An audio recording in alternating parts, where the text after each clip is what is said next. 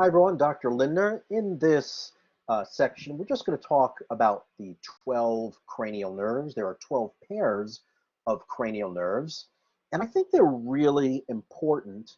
Um, and it's a window into the brain. From a clinical perspective, my students always like learning about cranial nerves because it's somewhat applicable to healthcare. It's a way of tapping into different centers of the brain.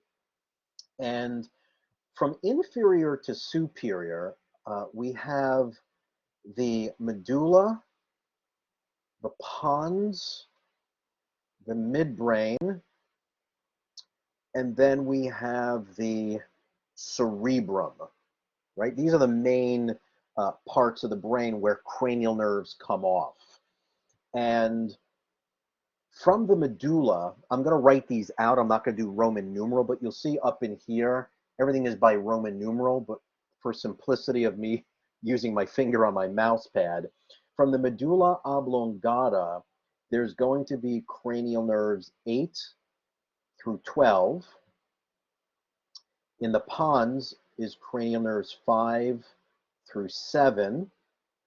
In the midbrain is cranial nerves 3 and 4. And in the cerebrum, cranial nerves 1 and 2 originate there.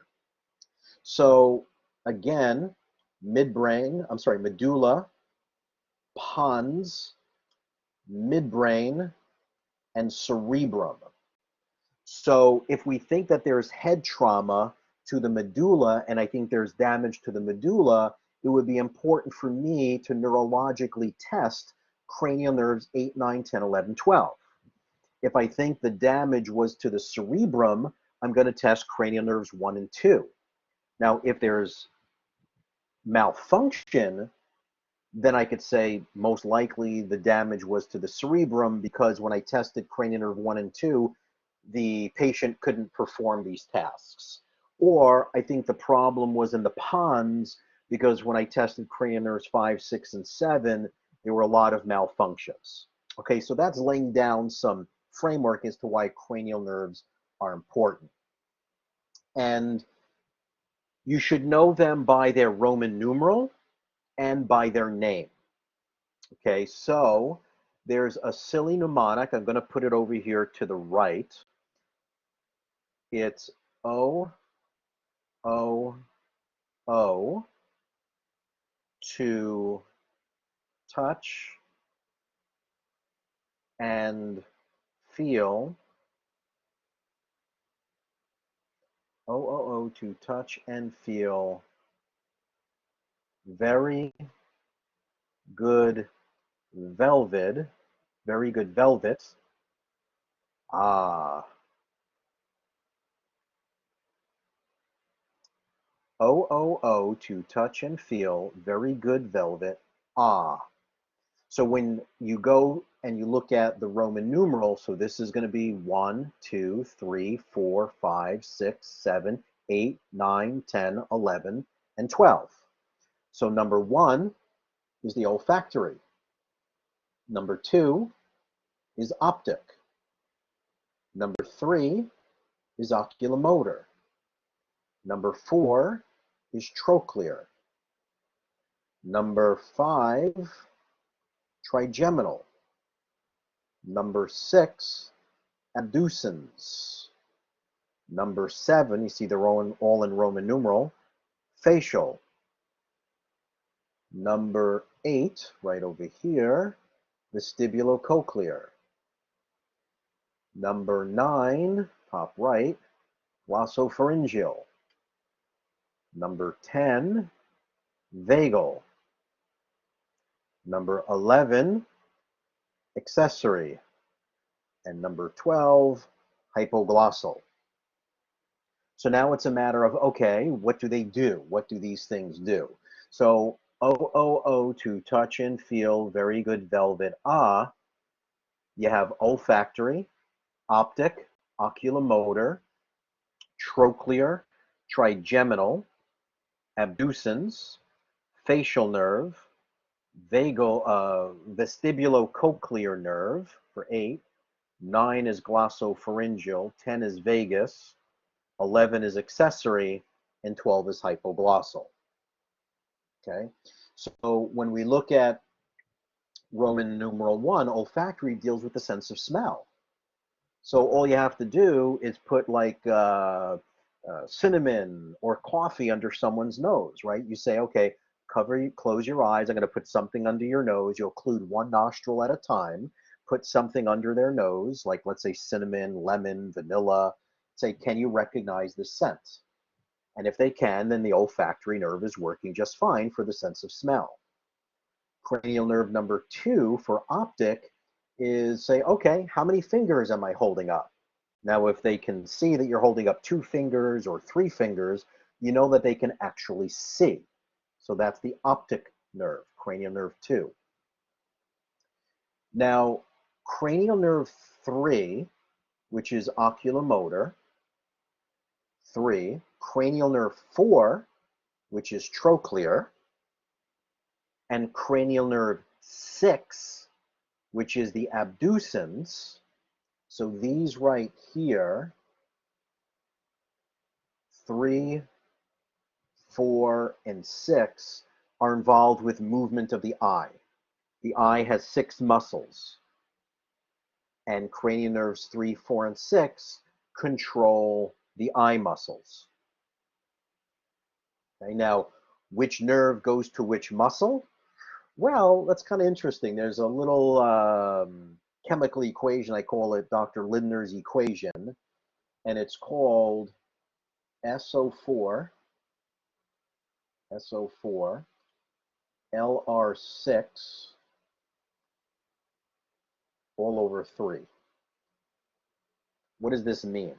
SO4, LR6 all over 3, if you think back to the eye muscles that you learned, like superior rectus, medial rectus, lateral rectus, superior oblique, and inferior oblique, those are the 6 eye muscles. The superior oblique, SO, is the 4th cranial nerve. LR is lateral rectus, that's the 6th cranial nerve. All over 3 means all other eye muscles are innervated by the 3rd cranial nerve. So in terms of 3, 4, 6, SO4, LR6 all over 3, the superior oblique is the trochlear nerve, lateral rectus, abducens nerve, and all the other eye muscles are controlled by the oculomotor cranial nerve 3. Okay, so we've done cranial nerve 1, 2, oh, we missed cranial nerve 5, down here on the bottom left. Trigeminal is both sensory and motor. Sensory, the trigeminal nerve goes to your face. You see how in this gentleman here, there's a green, there's a purple, and like an orange. Trigeminal, because there's 3 divisions. There's 1, there's 2, and there's 3. 3 divisions. Trigeminal. So sensory to the face. This is the one that when you go to the dentist and the dentist gives you Novocaine, it numbs half your face so they can work on your teeth. They're trying to numb the trigeminal nerve. It also controls the muscles of mastication, which are your chewing muscles. Okay, so that's 5. We did 1, 2, 3, 4, 5. You already did 6, abducens.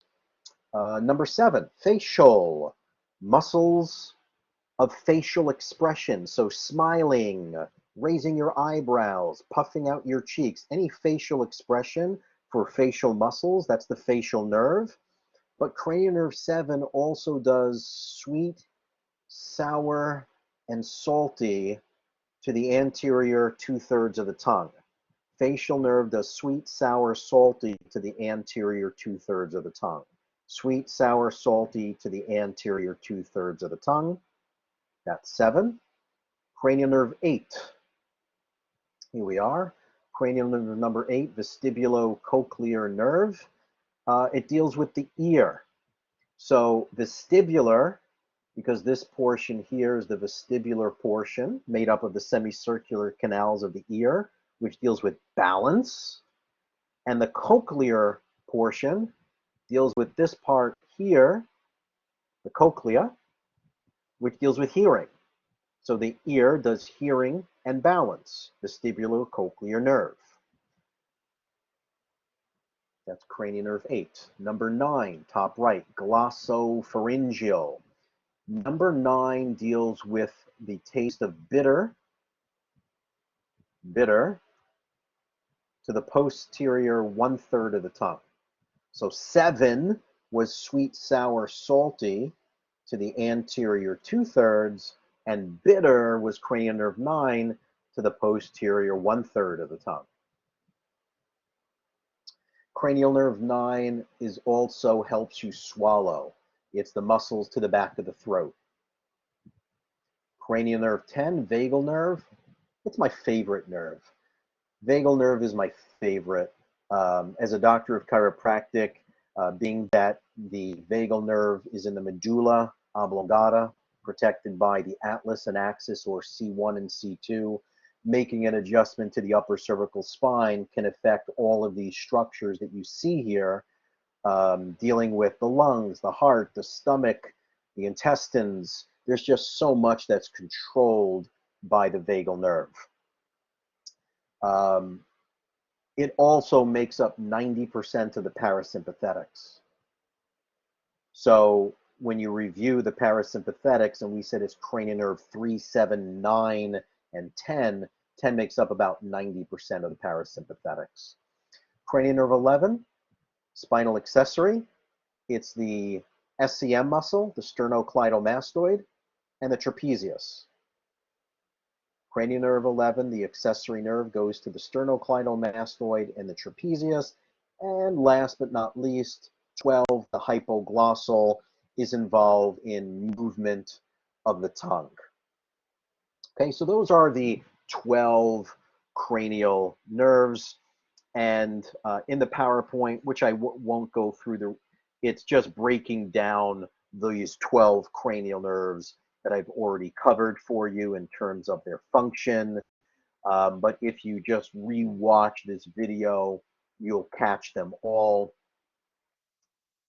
There's 3, 4, and 6. There's 7 to the face for facial muscles. There's 8 for the hearing, vestibulo cochlear for the hearing. There's 9 to the back of the throat, also bitter to the posterior 1/3. There's 10 to vagus, going to all of these body parts, super powerful, 90% of parasympathetics.